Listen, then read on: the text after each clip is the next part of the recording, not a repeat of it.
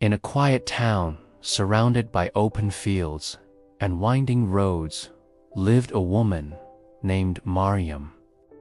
Her life, from the outside, appeared calm and ordinary, but within her heart was a storm of unanswered prayers and unspoken pain. Mariam had learned early in life that dua was not just a ritual, it was a lifeline.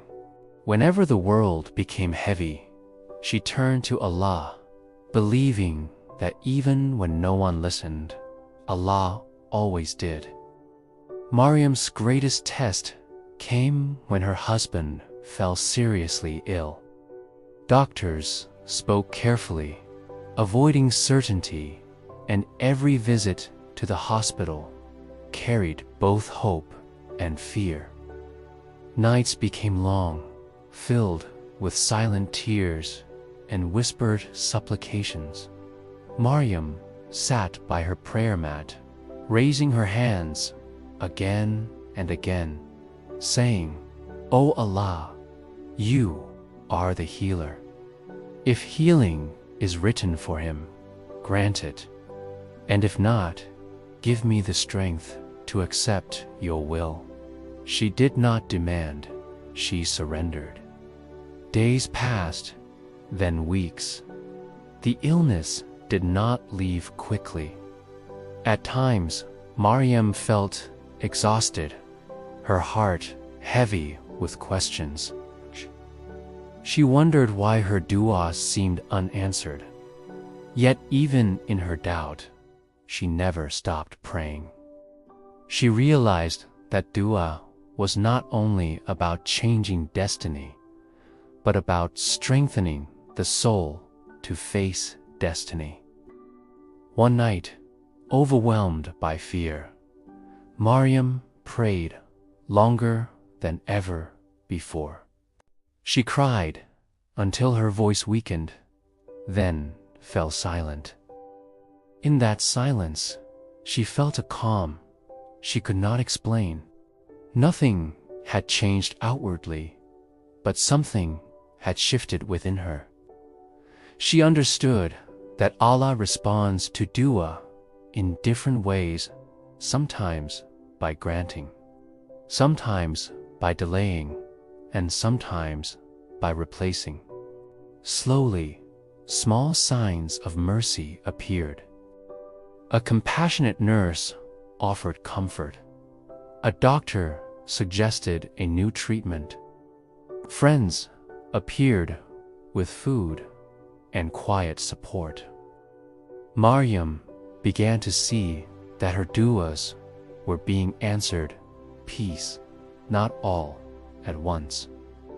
The power of du'a was unfolding quietly, shaping events beyond her understanding.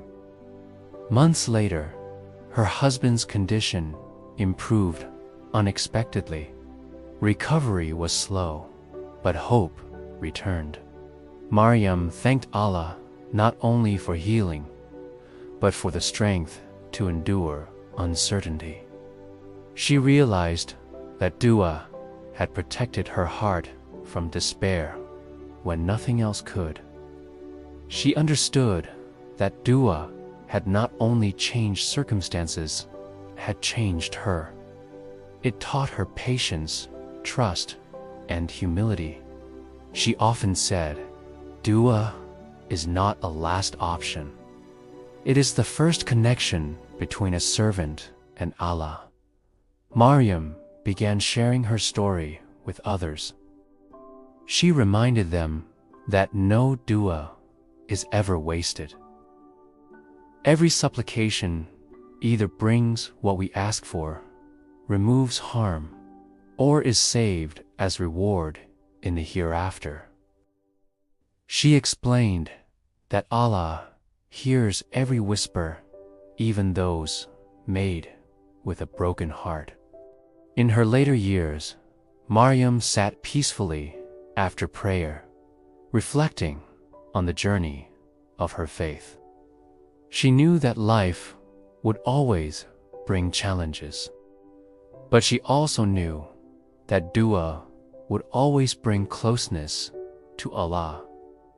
The power of dua was not in its words alone, but in the sincerity of the heart that called upon Allah.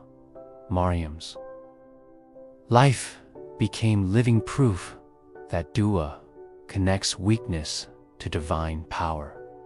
When humans reach the limits of their strength, dua opens doors unseen.